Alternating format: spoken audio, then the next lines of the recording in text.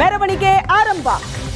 ಮಾಜಿ ಸಚಿವ MP Renukacharya, city Ravi ನಾಮಪತ್ರ ಸಲ್ಲಿಕೆಗೆ ಅಭ್ಯರ್ಥಿಗೆ ಸಾಥ್ ಕೊಟ್ಟು ಕೆಲವೇ ಕ್ಷಣಗಳಲ್ಲಿ ಬಿಜೆಪಿ ಅಭ್ಯರ್ಥಿ ನಾಮಪತ್ರ ಸಲ್ಲಿಸಲಿದ್ದಾರೆ. ದಾವಣಗೆರೆ ದಕ್ಷಿಣ ಕ್ಷೇತ್ರದಲ್ಲಿ ಮೆರವಣಿಗೆ ಈಗಾಗಲೇ ಆರಂಭ ಆಗಿದೆ. ಮಾಜಿ ಸಚಿವ ರೇಣುಕಾಚಾರ್ಯ, ಸಿಟಿ ರವಿ ಎಲ್ಲರೂ ಇದ್ದಾರೆ ಜೊತೆಗೆ. ಕೆಲವೇ ಕ್ಷಣಗಳಲ್ಲಿ ಬಿಜೆಪಿ ಅಭ್ಯರ್ಥಿ ನಾಮಪತ್ರವನ್ನ ಸಲ್ಲಿಸಲಿದ್ದಾರೆ. ದಾವಣಗೆರೆ ದಕ್ಷಿಣ ಕ್ಷೇತ್ರ ಅನ್ನೋದು ಹೈ ವೋಲ್ಟೇಜ್ ಕ್ಷೇತ್ರ ಆಗಿದೆ. ಶಾಮನೂರು ಶಿವಶಂಕರಪ್ಪ ಅವರ ಭದ್ರವಾದ ಕೋಟೆ ದಾವಣಗೆರೆ ದಕ್ಷಿಣ. ಆದರೆ ಈ ಬಾರಿ ಕಾಂಗ್ರೆಸ್ನಲ್ಲಿ ಮುಸ್ಲಿಂ ಸಮುದಾಯಕ್ಕೆ ಟಿಕೆಟ್ ಕೈ ತಪ್ಪಿದ್ದಕ್ಕೆ ಬಂಡಾಯ ಅಭ್ಯರ್ಥಿಯಾಗಿ ಪೈಲ್ವಾನ್ ಸಾದಿಕ್ ನಿಲ್ಲೋದು ಪಕ್ಕಾ ಅಂತ ಹೇಳ್ತಿದ್ದಾರೆ. ಹೀಗಾಗಿದ್ದೇ ಆದ್ರೆ ಕಾಂಗ್ರೆಸ್ಸಿಗೆ ಅದರಿಂದ ಬಹಳ ದೊಡ್ಡ ಹೊಡೆತ ಬೀಳುತ್ತೆ. ಇನ್ನೊಂದು ಕಡೆ ಬಿಜೆಪಿ ಒಗ್ಗಟ್ಟಿನ ಮಂತ್ರ ಜಪಿಸ್ತಾ ಇದೆ. ಈ ಪರಿಸ್ಥಿತಿಯ ಲಾಭ ಪಡ್ಕೊಳ್ಳೋದಕ್ಕೆ ಬಿಜೆಪಿ ಪ್ಲಾನ್ ಮಾಡ್ತಾ ಇದೆ. ಅಳದು ತೂಗಿ ಅಭ್ಯರ್ಥಿಯನ್ನ ಆಯ್ಕೆ ಮಾಡಿದೆ. ಇವತ್ತು ನಾಮಪತ್ರ ಸಲ್ಲಿಕೆಯ ಭರಾಟೆ ಕ್ಷೇತ್ರದಲ್ಲಿ ದೃಶ್ಯದಲ್ಲಿ ನೋಡ್ತಾ ಇದೆ. ಮೆರವಣಿಗೆಯ ಮೂಲಕ ಬಿಜೆಪಿಯ ಹಿರಿಯ ನಾಯಕರ ಜೊತೆ ಮೆರವಣಿಗೆ ಸಾಗ್ತಿರುವಂತಹ ದೃಶ್ಯ. ಇನ್ನೇನು ಕೆಲವೇ ಹೊತ್ತಲ್ಲಿ ಬಿಜೆಪಿ ಅಭ್ಯರ್ಥಿ ಶ್ರೀನಿವಾಸ್ ದಾಸಕರಿಯಪ್ಪ ನಾಮಪತ್ರವನ್ನ ಸಲ್ಲಿಸಲಿದ್ದಾರೆ. ಎರಡು ಕ್ಷೇತ್ರಗಳಲ್ಲಿ ನಡೀತಾ ಇರುವಂತಹ ಉಪಚುನಾವಣೆ, ಎರಡೂ ಕ್ಷೇತ್ರಗಳು ಕೂಡ ಕುತೂಹಲದ ಕೇಂದ್ರ ಬಿಂದುವಾಗಿದೆ. ಒಂದು ಕಾಂಗ್ರೆಸ್ ಬಿಜೆಪಿ ಎರಡೂ ಪಕ್ಷಕ್ಕೂ ಪ್ರತಿಷ್ಠೆಯ ಕಣ. ಕಾಂಗ್ರೆಸ್ ಆಡಳಿತದಲ್ಲಿದೆ ರಾಜ್ಯದಲ್ಲಿ. ನಮ್ಮ ಅಭ್ಯರ್ಥಿಗಳನ್ನ ನಾವು ಗೆಲ್ಲಿಸಿಕೊಂಡು ಬರಲೇಬೇಕು ಅನ್ನೋ ಪ್ರತಿಷ್ಠೆ ಕಾಂಗ್ರೆಸ್. ಸಾಮಾನ್ಯವಾಗಿ ಇತರ ಉಪಚುನಾವಣೆಗಳು ನಡೆದಾಗ ಆಡಳಿತದಲ್ಲಿರುವಂತಹ ಸರ್ಕಾರದ ಅಭ್ಯರ್ಥಿಗಳೇ ಗೆದ್ದು ಬರುತ್ತಾರೆ. ಗೆದ್ದು ಬಂದಿಲ್ಲ ಅಂದ್ರೆ ಲೆಕ್ಕಾಚಾರವೇ ಉಲ್ಟಾ ಆಗುತ್ತೆ.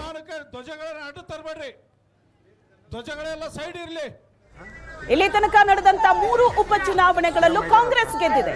ಈ 2 ಉಪಚುನಾವಣೆಗಳನ್ನು ಕೂಡ ತಾನು ಗೆಲ್ಲಬೇಕು ಅನ್ನೋ ಹಠದಲ್ಲಿದೆ.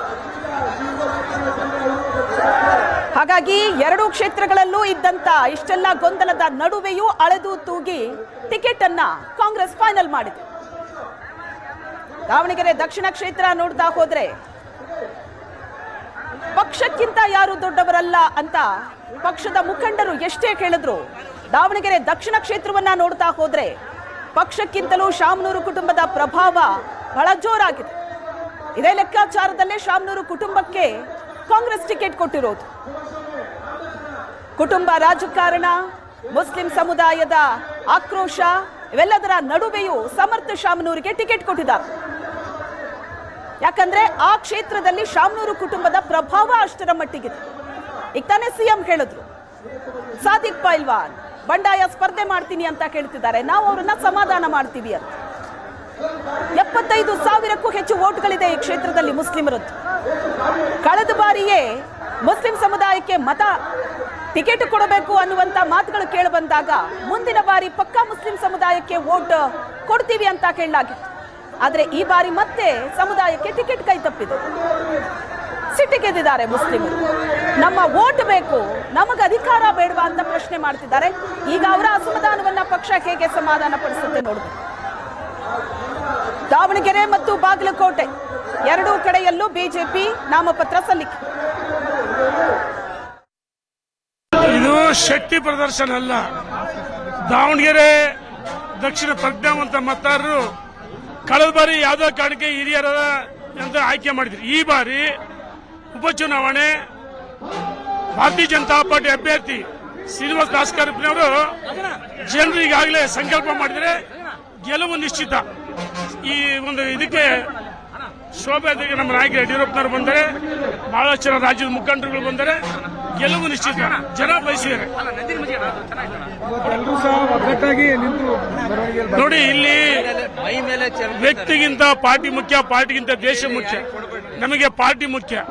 ಭಾರತೀಯ ಜನತಾ ಪಾರ್ಟಿ ಒಬ್ಬ ಪರಿಶಿಷ್ಟ ಜನಾಂಗದ ಒಬ್ಬ ಯುವಕನಿಗೆ ಅವಕಾಶ ಮಾಡಿಕೊಡಿದೆ. ನಾವೆಲ್ಲ ಒಟ್ಟಾಗಿ ಒಂದಾಗಿ ಶ್ರೀನಿವಾಸ್ ದಾಸಕರಿಯಪ್ಪ ಈ ಚುನಾವಣೆಯಲ್ಲಿ 100ಕ್ಕೆ 100 ಗೆಲ್ಲಿಸುವಂತ ವಿಶ್ವಾಸ ನಮ್ಮೆಲ್ಲರಿಗಿದೆ. ಇದು ಶಕ್ತಿ ಪ್ರದರ್ಶನ ಅಲ್ಲ. ಅಭೂತಪೂರ್ವವಾಗಿರ್ತಕ್ಕಂಥ ಉತ್ಸಾಹ ಎದ್ದು ಕಾಣ್ತಾ ಇದೆ, ಜನಬೆಂಬಲ ಎದ್ದು ಕಾಣ್ತಾ ಇದೆ. ನಮ್ಗೆ ವಿಶ್ವಾಸ ಇದೆ ಈ ಬಾರಿ ದಾವಣಗೆರೆ ದಕ್ಷಿಣದಲ್ಲಿ ಭಾರತೀಯ ಜನತಾ ಪಾರ್ಟಿಯ ಕಮಲ ಅರಳುತ್ತೆ, NDA ಗೆಲ್ಲುತ್ತೆ.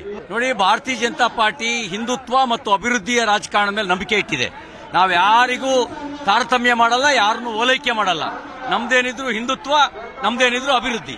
ಉಪಚುನಾವಣೆಗಳಲ್ಲಿ ಸ್ವಾಭಾವಿಕವಾಗಿ ರೂಲಿಂಗ್ ಪಾರ್ಟಿ ಎಲ್ಲ ಪ್ರಭಾವವನ್ನು ಬೀರೋ ಪ್ರಯತ್ನ ಮಾಡುತ್ತೆ. ಆದರೆ ಜನಾಭಿಪ್ರಾಯ ಮತ್ತು ಜನಾಕ್ರೋಶ ಕಾಂಗ್ರೆಸ್ ಪಕ್ಷದ ವಿರುದ್ಧ ಇದೆ. ಜನಾಕ್ರೋಶ ಎದ್ದು ಕಾಣ್ತಾ ಇದೆ. ಹಾಗಾಗಿ ಆ ಜನಾಕ್ರೋಶ ಮತಗಳಾಗಿ ಪರಿವರ್ತನೆ ಆಗುತ್ತೆ, ಭಾರತೀಯ ಜನತಾ ಪಾರ್ಟಿ ಗೆಲ್ಲುತ್ತೆ. ನಾವು ಅಲ್ಪಸಂಖ್ಯಾತ ಬಹುಸಂಖ್ಯಾತ ಅಂತ ಒಡೆದಾಳೋ ರಾಜಕಾರಣ ಮಾಡಲ್ಲ.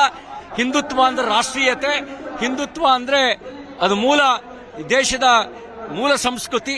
ಅದನ್ನು ಆಧರಿಸಿಯೇ ನಾವು ರಾಜಕಾರಣ ಮಾಡ್ತೇವೆ, ಅಭಿವೃದ್ಧಿಯನ್ನು ಆಧರಿಸಿ ರಾಜಕಾರಣ ಮಾಡ್ತೇವೆ. ನೀವು ಬದಲಾವಣೆಯನ್ನು ಬಯಸಿ ರಾಜ್ಯದಲ್ಲಿ ಕಾಂಗ್ರೆಸ್ ಸರ್ಕಾರದ ವಿರುದ್ಧ ಇರತಕ್ಕಂಥ ಜನಾಭಿಪ್ರಾಯಕ್ಕೆ ನೀವು ಕೈಗನ್ನಡಿ ಹಿಡಿಯಿರಿ. ಕಾಂಗ್ರೆಸ್ ಅನ್ನು ಸೋಲಿಸಿ, ಭಾರತೀಯ ಜನತಾ ಪಾರ್ಟಿಯನ್ನು ಗೆಲ್ಲಿಸಿ. ನಾವೊಬ್ಬ ಸಾಮಾನ್ಯ ಕಾರ್ಯಕರ್ತನಿಗೆ ಅಭ್ಯರ್ಥಿಯಾಗಿ ಮಾಡಿದ್ದೇವೆ. ಅವನು ನಿಮ್ಮ ಮನೆ ಮಗ ಶ್ರೀನಿವಾಸ್ ದಾಸ್ ಕರಿಯಪ್ಪನವ್ರನ್ನ ಗೆಲ್ಲಿಸಿ. ಅದಷ್ಟೇ ನಾವು ವಿನಂತಿ ಮಾಡ್ಲಿಕ್ಕೆ ಬಯಸ್ತೇನೆ.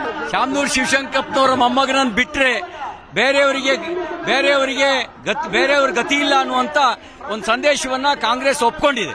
ಅಭೂತಪೂರ್ವವಾಗಿರ್ತಕ್ಕಂಥ ಉತ್ಸಾಹ ಎದ್ದು ಕಾಣ್ತಾ ಇದೆ.